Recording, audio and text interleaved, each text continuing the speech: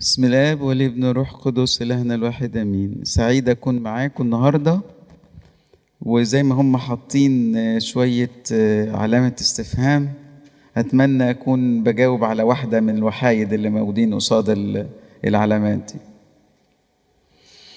الانسان طبعا لانه محدود، فتملي ما يسال اسئله يسالها بمحدوديته، ويفضل شويه اسئله لا تجاب عنها.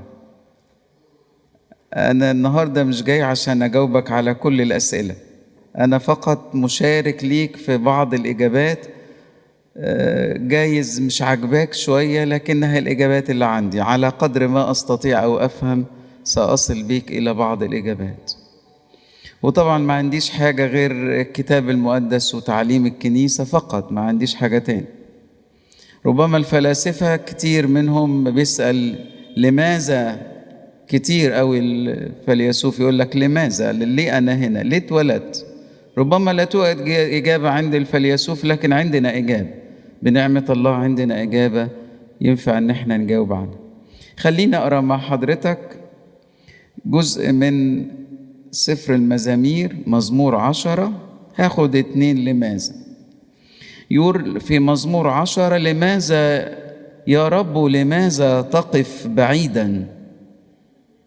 لماذا تختفي في أزمنة الضيق؟ في كبرياء الشرير يحترق المسكين. يا رب لماذا تقف بعيدا؟ لماذا تختفي في أزمنة الضيق؟ مزمور تاني في مزمور 13 يقول كده: إلى متى يا رب تنساني كل النسيان؟ إلى متى تحجب وجهك عني؟ إلى متى أجعل هموما في نفسي وحزنا في قلبي كل يوم؟ إلى متى يرتفع عدوي علي؟ إلى متى ولماذا؟ أسئلة كتيرة جدا موجودة في مخيلتنا. لكن دعوني النهاردة هسأل سؤال، وده حضرتك مرات بتسأله: لماذا يصمت الله في مواقف كثيرة لا يتكلم؟ ده أنت اللي بتقول كده. إني أريد أن الله يتكلم. بالحقيقة الله بيتكلم. ده احنا يا لعزنا احنا كمسيحيين أن المسيح إلهنا اسمه الله الكلمة، الابن اسمه الله الكلمة، في البدء كان الكلمة. فيا عزنا احنا الله يتكلم إلينا. ويقول في العهد القديم: الله بعدما كلم الآباء بالأنبياء قديما كلمنا في هذه الأيام الأخيرة في ابنه. احنا محظوظين جدا جدا إن عندنا إله يتكلم. من وجهة نظرك لا يتكلم، يصمت. إن صمت الله صمت لأنه يحب. ما قدرش يقول لك وهو لا يعاتب أحد. صمت قال عنها في العهد القديم: يسكت في محبته، في سفر صفانيا. الله ممكن يبقى ساكت عشان حضرتك لو عاتبك ربما انت تزعل فيختار السكوت، لكن الله يحب يتكلم، والله يتكلم كثيرا جدا جدا، بس عايزة ودان مفتوحة وعين بتقرأ الحدث. لكن كتير من الناس عندهم غشاوة، لا يستطيع أن يقرأ. زي ما هتشوف دلوقتي هجيب لك نصوص واضحة للغاية أن الله يتكلم. أيوب صرخ لربنا في مرة من المرات، وأيوب صرخ لأنه عنده مشاكل. وأرجوكم اعذروا الناس اللي عندهم كوارث وعندهم شوية صعوبات في الحياة، بطل تتريق عليه أو تقول له بتتكلم كده ليه، اتركه يتكلم كيفما شاء. لماذا؟ لأن الله نفسه سيتكلم إليه. فهو ظن أيوب أن الله لا يكلمه، قال كده: ليت أقف أمامه. تعمل إيه؟ وأحاججه، هقول له حجة بحجة. ومرة من المرات قال له ربنا بيقول له، ده ربنا بيقول له أيوب، بيقول له: أتستذنبني لكي تتبرأ أنت؟ أنت مجعلني أنا مذنب في نظرك عشان أنت تبقى بار. الله تكلم. أنا هجيب لك بس نص غريب شوية في سفر أيوب، إصحاح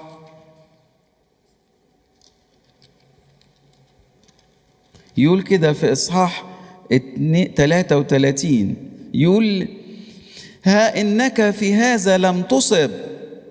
ما قلتش الصح، وانت كمان ما قلتش الصح. ها إنك في هذا لم تصب أنا أجيبك، لأن الله أعظم من الإنسان. لماذا تخاصمه؟ لأن كل أموره لا يجاوب عنها. مش مسؤوليته يديك تفسير. لكن الله بيكمل يتكلم مرة وبإثنتين لا يلاحظ الإنسان. بيتكلم إزاي؟ في حلم، في رؤيا الليل، عند سقوط سبات على الناس، في النعاس على المضجع. الله يتحدث إليك أيضا في وقت أنت تقول ده ربنا بيكلمك في الحلم. دول اسمهم مؤمني العهد القديم. بيقول الله بيتكلم، بس يا ريت الناس بتبقى الله يتكلم مرة وبإثنتين لا يلاحظ الإنسان. يقول حينئذ يكشف آذان الناس ويختم على تأديبهم. أي أن الله يكشف الآذان، ودي وظيفته. يقول لك اسمع. الله يتكلم، نعم. الله يحب أن يتواصل مع شعبه. يا بختنا ان احنا نعرف نكلمه وهو يكلمنا. انت تكلم ربنا، انا اكلم ربنا. قال احد الاشخاص، قال الوحيد الذي يستطيع ان يدخل مضجع الملك ويوقظه من نومه ويتحدث اليه هو ابنه. الابن. في حد يدخل قصر الملك ويدخل حجرته الخاصة والساعة 3 الفجر؟ قال الوحيد اللي يقدر يعمل كده ابنه. استطيع أحب أن يتحدث إلينا، لكن للأسف ولا يلاحظ الإنسان. لو احنا شفنا العهد الجديد هتشوف حاجة غريبة جدا في إنجيل معلمنا يوحنا الإصحاح 12. المسيح إلهنا يخاطب الآب ويتكلم إليه. أرجو أنك تركز في النص ده، جايز تاخد بالك منه لأول مرة. يقول كده في يوحنا 12: أيها الآب مجد اسمك.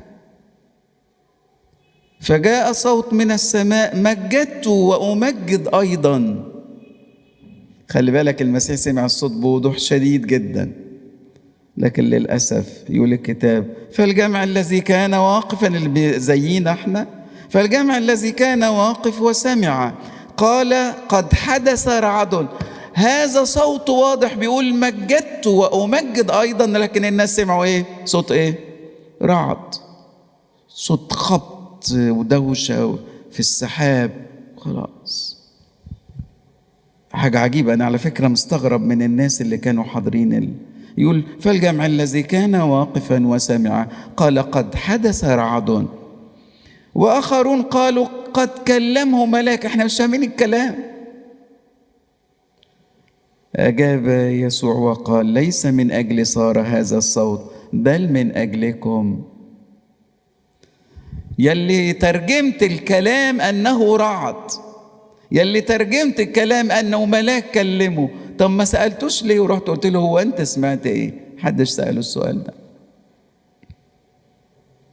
تخيل أن الناس، الله تكلم، الله الآب تكلم، لكن الناس ترجموه ترجمة خاطئة جدا، والله ما زال يتكلم إلى اليوم. إن قلت إن مش بيتكلم دي مشكلتك أنت مع روحك أنت، مع نفسك، لكن الله إله يتواصل مع شعبه. أنتقل إلى أمر آخر. أنا بجاوب على السؤال: هل الله يتكلم ويتواصل معنا؟ نعم يتكلم. لماذا أطلب بعض الطلبات وتيجي عكس التوقع البشري؟ يعني أنا طالب، تخيل حضرتك مقدم طلب، بتقول له واحد اعمل لي الاي دي بتاعي، فراح جاب لك الباسبور بتاعك، مش البطاقة بتاعتك، الباسبور، أو جاب لك بطاقة تموين. يا عم أنا طلبت الرقم القومي بتاعي والبطاقة بتاعتي الشخصية، راح واحد جاب لك، يقول لك إيه ده؟ تخيل أن الله مرات نطلب إليه طلبات، ما تتفاجئوش من اللي أنا بقوله، ما يدكش الطلب اللي أنت طلبته، بس يديك طلب تاني، إجابة تانية. بيزعلك الكلام ده، بس هتفهمه دلوقتي. اللي أنا بقوله كله ده مش من عندي، ده كله ده من الكتاب المقدس. إن حردت جوه الكتاب المقدس ربما تجد بعض الإجابات. في سفر الأعمال، سفر أعمال إصحاح 3، كان شخص يريد مال، وما أكثر الناس اللي بيطلبوا فلوس، يأتوا إلى الله ويقولوا له ادينا فلوس. ده احنا لو حطينا طلبات الفلوس اللي موجودين قدامي، الشباب الحلو اللي قاعد قصادي، يا جماعة انت عايز كام؟ طلبات الفلوس.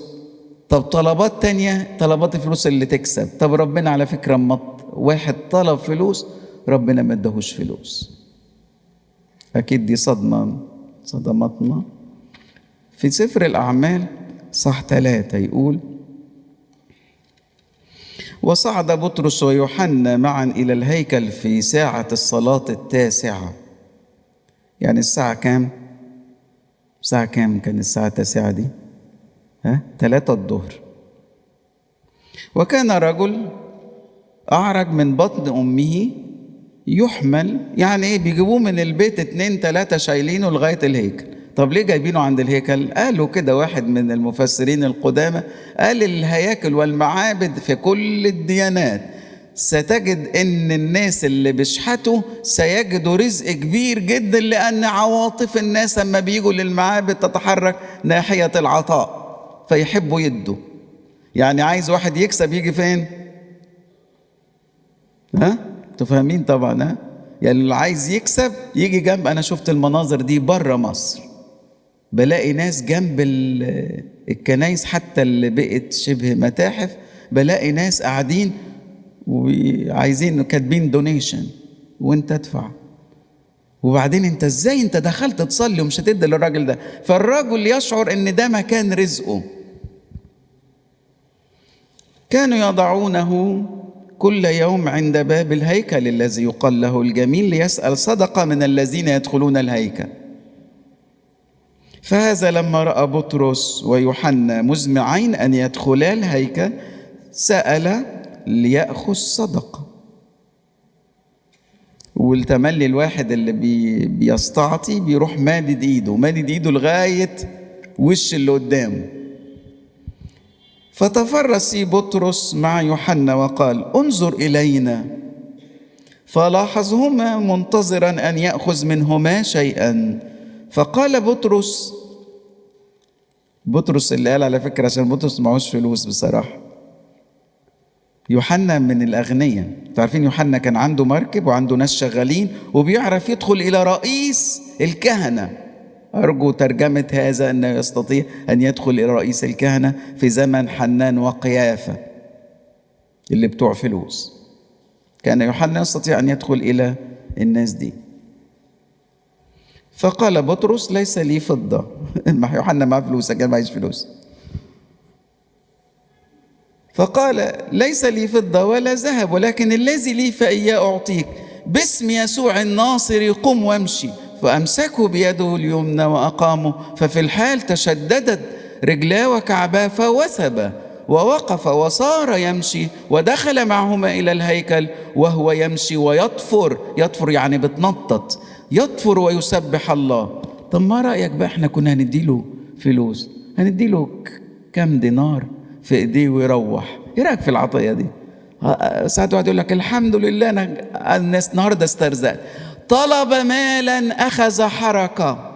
ركز اللي انا بقوله ده، ليست طلبتك، الطلبة قد عدلت. انت طلبت فلوس، ربنا اداك ما اعظم من الفلوس، اداك حركة واداك فرح واداك شفاء.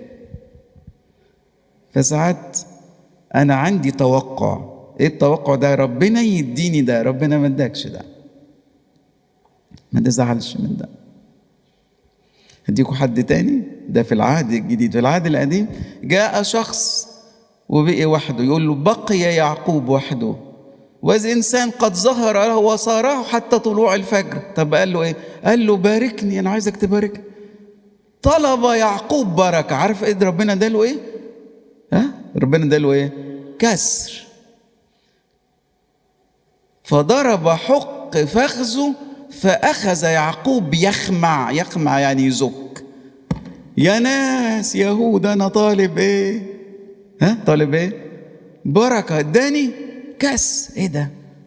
وبعدين انت تروح لخادم تقول له ده واحد صلى ربنا يا رب باركنا، راح ربنا سامح انه يتكسر. ملهاش ترجمة. يا أحب شيلوا من أدمغتكم كثير من التوقعات البشرية اللي حاطط لها حساب. انت حاطط حساب للتوقعات. سيب ربنا لما تقول له لماذا وإلى متى، سيبه هو يشتغل، وما عنديش إجابة. السؤال الثالث، لماذا الله بالنسبة للكثيرين هو مختفي؟ يقول له لماذا تختفي في أزمنة الضيق؟ يعني تخيل لو أنا ليا واحد صديق ولما حصل إن أنا اتضايقت أو اتحطيت في أزمة ما لقيتش حد جنبي، معقولة ربنا وأنا متضايق يروح سايبني؟ معقولة أكون ليا علاقة بيه؟ مش منطقية. علاقة بيه ولما اتضايق يروح سايبني للظروف والناس والكل اللي حواليا؟ هل الله يختفي في أزمنة الضيق اللي قال عنها داود؟ طب ايه رأيك بقى داود؟ هجيب لك كلام داود بيقول ان ربنا ما اختفاش. بيقول ايه في مزمور 54؟ يقول هو ذا الله معين لي، الرب، اللي بيفهم لغة عربية، بين عاضدي نفسي. كلمة عاضدي نفسي يعني uphold myself، يعني الناس اللي بيقوموني، اللي بيساعدوني. ناس عملونا كنت واقع والناس ساعدوني. يقول والرب بين عاضدي نفسي، أي اللي عاملين لي سبورت دول. رأى داود أن الله لم يختفي لكن بين من ساعدوني. وكده أرى صح. لماذا تختفي في أزمنة الضيق؟ قال لا، هو ما اختفاش. ده هو حتى لو واحد ربنا بعته لك يا عزيزي، ربنا اللي بعت لك. كتير بنقول ان في صدفة حصلت. لا توجد في قواميس الله ما يسمى صدفة. الصدفة دي يقولوها الناس اللي ما يعرفوش ربنا. ولا يوجد شيء على الكون اسمه صدفة. وحتى الناس الذين ينادون أن الكون قد تكون صدفة غير محقين، ولا يوجد إثبات للصدفة، لأن لو صدفة يبقى علم، والصدفة ما تعملش علم ولا تبني علم. يقولوا العلم هو تكرار الشيء بنفس تفاصيله مرات كثيرة.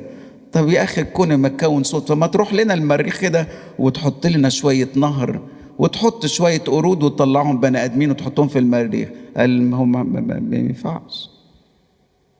الرب بين عاضدي نفسي الذين ساعدوني وعملوني نوع من التعضيد.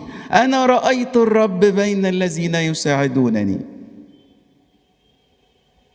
يقول هو نفسه داود في مزمور 118، يقول ايه؟ الرب لي فلا أخاف، ماذا يصنع بالإنسان؟ الرب لي بين معيني. أرجو أنك تقراها صح. ساعات عندنا شوية العربي مش بنذاكر عربي، لكن يقول الرب لي بين معيني. الناس اللي بيعونوني كان الرب هو اللي بيتحرك. الرب لي بين معيني. أما بيجي واحد يساعدك وانت في أزمة، يعرف تماما ان الرب أرسله. الرب الإله اللي تقول ان هو استخبى. يا عزيزي لما بتبقى مزنوق في مكان ما ويجي واحد يساعدك، الرب قد أرسله. انت بتقول ما فيش حد، هو اختفى. مين قال؟ الدكتور اللي انت رحت له هو حتى وان كان غير مؤمن لكنه الله أرسله. الرب لي بين معيني. انت بتقول استخبى، الله لم يختفي. لماذا تختفي بين أزمنة الضيق؟ هو ما استخباش. انتقل لأمر تاني. لماذا يشكو بعض الناس من التأديب؟ جايز الوعظة ما تجيش على هواك، لكن هتجاوب على شوية أسئلة. استحمل شوية يا أحبة. الله مرات يسمح لبعضنا بفترة اسمها فترة تأديب. ايه فترة تأديب؟ يدخله كده مكان ممكن لوحده،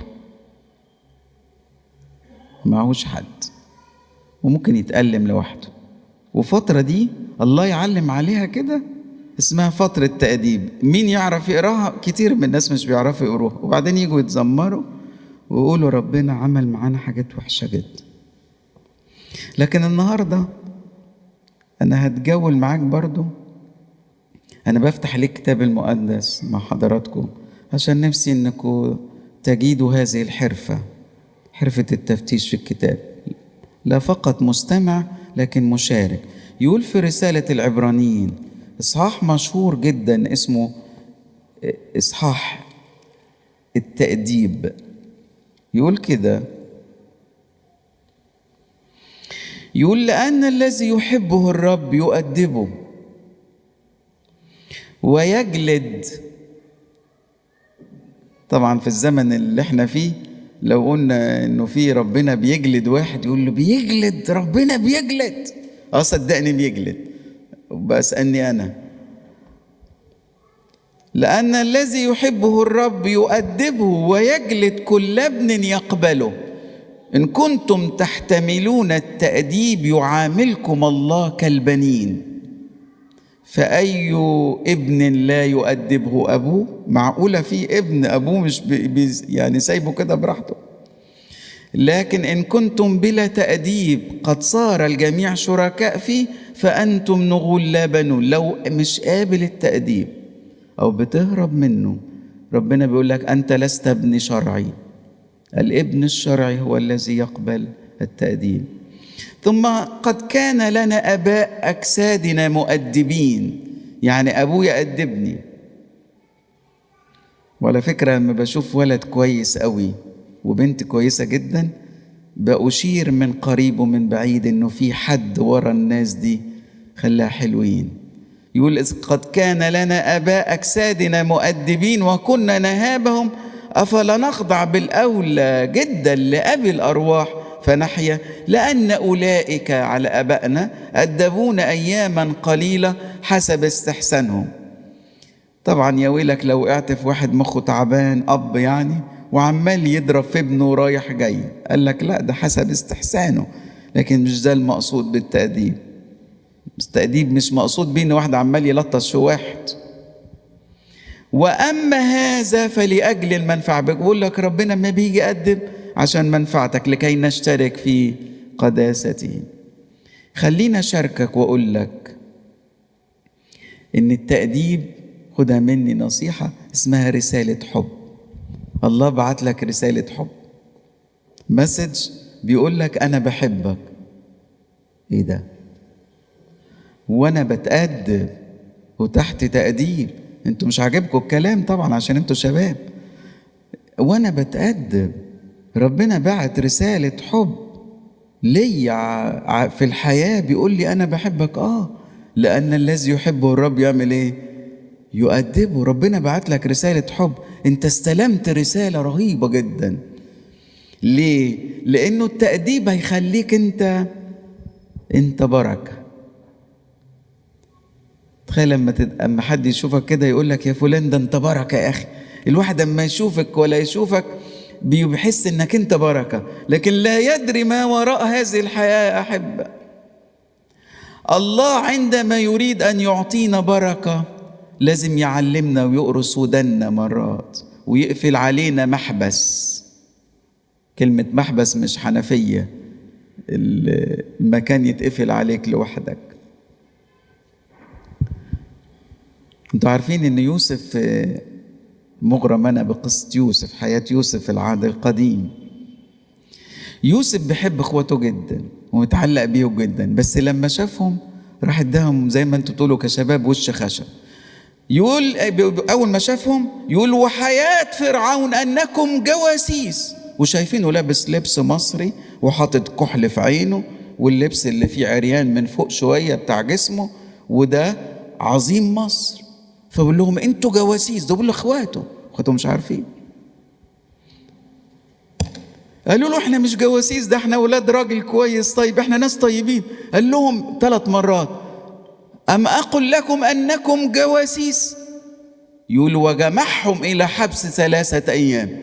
يا يوسف يا حبيبي، تاخد اخواتك اللي بتحبهم تحطهم في الحبس، ده انت تجيب لهم سوفت درينك، تغير لهم جو، تعزمهم على حاجة هوت دوج ولا حاجة، لكن تروح مدخلهم الحبس. قال دي الفرصة الوحيدة. جمعهم إلى حبس 3، مش يوم واحد، 3 أيام، وحاطط هو واحد بيراقبهم عارفين جوه السجن. فخرج بالتقرير يوسف يقول وقالوا بعضهم لبعض ألم نكن مذنبين نحو أخينا الذي رأينا ضيقة نفسه استرحمنا فلم نسمع لهم. احنا النهاردة بنتوب. وتوبتوا امتى يا اخويا انت؟ قال لما اتحطيت فين؟ في المحبس. ربنا يحبسكم. مش عاجبكم الكلام وانا هكمل، شارك معايا. يا عزيزي هذه وسيلة اسمها لأجل المنفعة حسب استحسان الله نفسه. هذه بركة، وأيضا ما يسمى أنك تشترك في قدسته، أن تكون قديس. الله عايزك قديس، ودي وسيلة من الوسائل. أنا في فترة تأديب لكنه في فترة بركة. أنتقل إلى أمر آخر، وهي أن الحياة صعبة جدا. على فكرة الحياة صعبة، اللي بكلمكم ده فاهم يعني ايه الحياة صعبة، لأني طول وقتي قاعد مع الناس في مشاكلها. لا يأتي إلي شيء مفرح أبدا في المكتب. بقالي أكتر من 5 سنين جوه اسكندرية ولا خبر جميل جه المكتب، تخيل، ولا خبر مفرح، ولا واحد عايز يقابلني عشان يهني ولا يقول لي شكرا ولا يقول لي حاجة، كلها مشاكل. وأدرك تماما أن الحياة صعبة للغاية، شاقة للغاية. اللي بيكلمكم فاهم يعني ايه حياة شاقة. تقرير الكتاب المقدس عن الحياة يقول ده زرع بالدموع، الذين يزرعون بالدموع. واحد تخيل بيزرع وهو عمال يعيط، أكيد الحياة صعبة. طب ما رأيك أن الليل الطويل، أحب مرات اللي منكم بتألم، ليه الواحد بيشعر، مش هدخل في ناحية طبية، بس ليه الواحد بيشعر بالألم أكتر بالليل؟ مش عشان الناس سابوه ولا قاعد لوحده، عشان الجسم بطل يفرز حاجات تعمل نوع من التهدئة، لأنه بيعتبر الجسم الكمبيوتر اللي جوه الجسم بيعتبر إنك نايم، فأنت مش محتاج حاجة. فلو أنت صاحي ومتألم، الألم زائد جدا. عشان كده يقول في الليل يبيت البكاء، واحد يقعد يعيط ويصرخ. ده تقرير عن الحياة. طب ما رأيك في سفر المزامير يقول أيضا جعلت ضغطا على متوننا، ركبت أناسا فوق رؤوسنا. انت حطيت ناس فوق دماغنا وذلونا وتعبونا. جعلت ضغطا على متوننا، ركبت أناسا فوق رؤوسنا. ده في العهد القديم بيقول التقرير إن الحياة صعبة. طب في العهد الجديد بولس الرسول راح جاب لنا بقى آية أصعب جدا. يقول كده في رسالة تيموثاوس الثانية جميع الذين يريدون أن يعيشوا بالتقوى في المسيح يسوع يضطهدون حتى لو في أمريكا. أما تبقى في أمريكا وانت عايز تعيش بقداسة وبر، هيضطهدك الناس اللي مش عارفينك. جميع الذين يريدون أن يعيشوا بالتقوى في المسيح يسوع يضطهدون. هتقول لي هو ليه أنا بالذات؟ ليه أنا بالذات يعني اللي ربنا مركز معايا؟ ما رأيك النهاردة سأفاجئك أن الله عندما أراد أن يصير شريكا في اللي اشترك في اللحم والدم، شريكا لنا في أجسادنا وأتعابنا. من غير ما تزعلوا مني، اللي منكم تعامل مع دكتور عظم،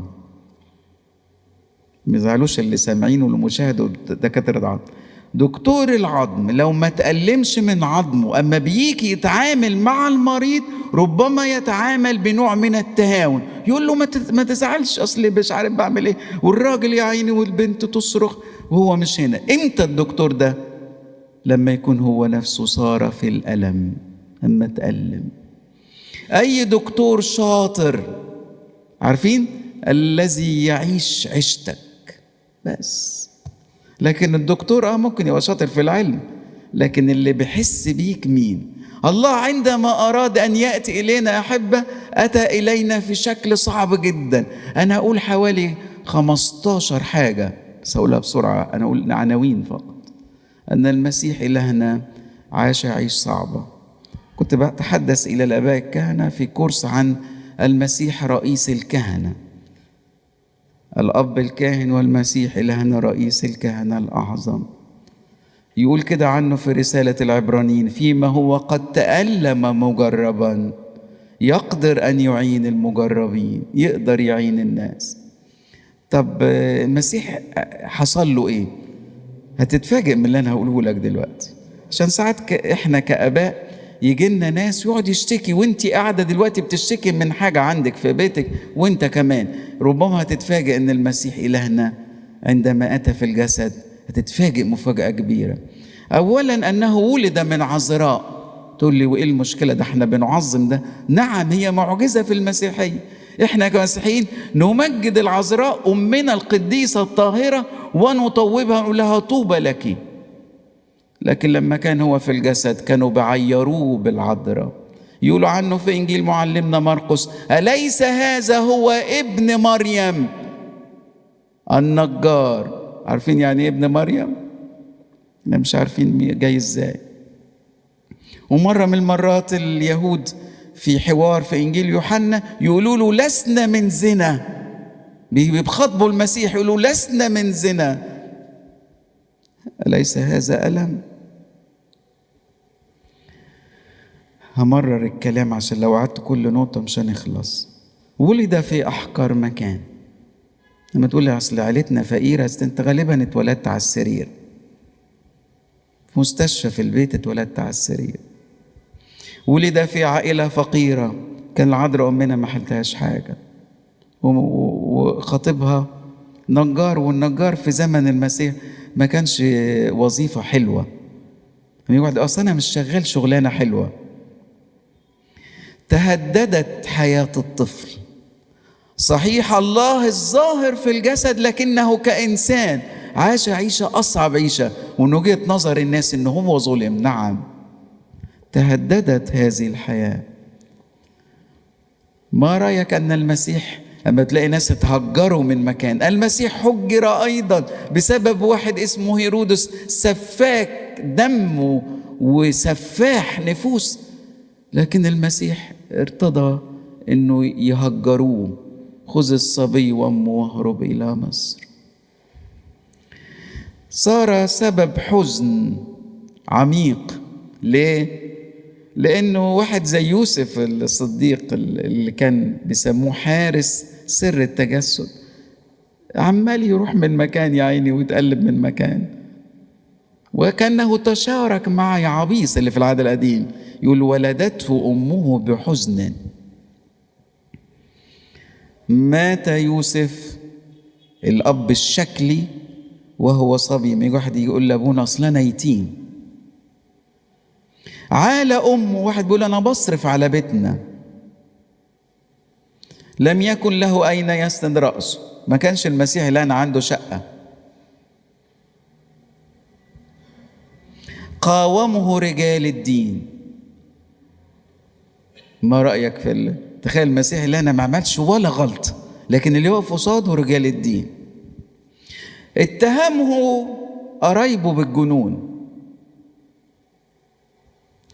اتهم أنه به روح شريرة. تخيل لو أنت متضايق من أبونا وتقول أبونا ده أبونا ده فيه شيطان، ربما أبونا ما قبلش الكلمة دي. المسيح قالوا كده ببعل زابول أنك فيك شيطان. قاومته عائلته، قالوا عنه عيلته اللي هي يعتبر ولاد خالته، قالوا عنه كلمة صعبة جدا. تخيل بقى لو العيلة بتقول على خادم في الكنيسة أنه مختل العقل. يا جماعة اللي بيجي يوعظكوا ده مجنون. قاومه سامعوه، خائن صديق، هجره أصحابه، مات أشنع ميتة. ما رأيك؟ ما رأيك يا عزيزي؟ ها؟ قريت قول لواحد من الكتاب الفرنسويين وشاعر، قال كلمة جميلة عجباني، حابب أشارككم بيها. بيقول لم يأتي الله إلى العالم ليستأصل الألم. أرجوكم ركز الراجل ده اللي تعب إنه يكتب الكلمة دي. لم يأتي الله إلى العالم ليستأصل الألم، لم يأتي الله إلى العالم ليقدم تفسيرا للألم. لما تيجي واحد تقول له هو أنا بتألم ليه؟ برضه ما قدمش تفسير. لكن الله أتى إلى العالم لكي يملأ ألم الإنسان بحضوره. يقول له أنا معاك وأنت بتتألم، أنا معاك وأنت على سرير المرض وأنت متضايق، أنا معاك. ليه؟ لأنه المسيح اللي أنا قريته ده كان حيث عفي هو كإنسان من هذه الآلام. هقرأ النص تاني. لم يأتي الله إلى العالم ليستأصل الألم، لم يأتي الله إلى العالم ليقدم تفسيرا للألم، لكن أتى الله إلى العالم لكي يملأ ألم الإنسان بحضوره. ودي ببساطة. ساعات واحد يقول لك وانا في وقت الأدب والألم ببقى فين؟ قال له المسيح قال لواحد زي بولس الرسول العظيم القديس، يقول له ايه؟ تكفيك ايه؟ طب انا بقول لك شيء، ده انا اتحايلت عليك 3 مرات، هو ده طلب بالنسبه لك صعب؟ قال تكفيك نعمتي. طب وتسيبه متألم؟ قال له اين سايبه متألم؟ تكفيك نعمتي. لانه في مدرسه موجوده، مدرسه وعظ بره مصر بتقول ان المسيحي والمؤمن لا يصاب باي الم. هذا تعليم خاطئ. واحد زي بولس الرسول تألم قريب من آلام المسيح، قريب، حاجات بسيطة مش زي المسيح إلهنا. يقول وفي احتجاج الأول في رسالة تيموثاوس لم يحضر معي أحد. تخيل بالك واحد عمال يوعظ ويخدم الناس وعنده تلاميذ كتار، يقول في احتجاج الأول لم يحضر معي أحد بل الجميع تركوني لا يحسب عليهم. يقول إيه؟ ولكن، كلمة لكن دي كأنه شعل الموضوع. قال ولكن الرب وقف معي وقواني لكي تتم بي الكرازة ويسمع جميع الأمم فأنقذت من فم الأسد. يعني أنا ممكن الناس تسيبني وبرضه ربنا يوافق على كده؟ قال بس بيبقى إيه؟ يملأ الألم بحضوره الإلهي. لم يقف معي أحد لكن الرب وقف معي. عشان وقتكم عايز تقبل كل ظروف حياتك وما تقعدش تسأل أبونا إيليا اللي حاطط البتاع دي، ولا أنا جاوبت ولا على سؤال من الألوان دي. أول حاجة اطمئن أنك ابن. أنا بعالج نفسيتك دلوقتي. اطمئن أنك ابن، ومدام ابن أنت غالي، ومدام غالي هو يخلص حياتك للحياة الأبدية. صدق إنك ابن. وما جيش الشيطان بيقول لك إنك مش ابن ربنا، قول له أنا ابن ملء الفم، لأن ربنا قال كده. ده مرة من المرات الشيطان عير الست المنحنية اللي كانت ظهرها عامل زاوية قايمة، ومش عايزين يدخلوها ولا يشوها في الهيكل، قصدي في المجمع في يوم السبت. المسيح شافها، يقول وضع كلتا يديه عليها. عارفين لما قومها قال ايه؟ وإذ هي أيضا ابنة إبراهيم. انتوا بتقولوا ان هي مش ابنة، دي وحشة، دي عليها شيطان. قال لا، هي أيضا ابنة إبراهيم. بعالج نفسيتك، أقول لك اطمن واطمني انك ابن ربنا، ابن ربنا وانت غالي عنده، وربنا مش بيفرط في حياتك. ثانيا، الله يتدخل في أمور الحياة حتى وإن لم تعلم. ساعات انت تقول لله أنا مش حاسس إن ربنا بتدخل في حياتي. صدقني بتدخل في كل التفاصيل. ده ما انت بس عينك يعني مش مفتوحة. يا عزيزي الله يتدخل في أمور لا تعلمها. وعندنا شاهد في العهد القديم عندما كان إليشع جاله ناس عشان يحاربوه، شايف جيش مؤجج بالسلاح، فقال له يا رب الواد مش شايف، افتح يا رب عين الغلام لكي يرى أن الذين معنا مالهم أكتر، اللي معانا أكتر، بس افتح عينيه. الله يتدخل في أمور الحياة حتى لو حضرتك مش فاهم. بقول للشباب عشان تبقى ليك العين المفتوحة دي، بطل خطايا. أنا جيت عندكم في النهضة بتاعة الملاك واتكلمت عن حاجة فضيلة اسمها فضيلة الاكتفاء، ومن ضمن كلمة كفاية قلت كفاية خطايا.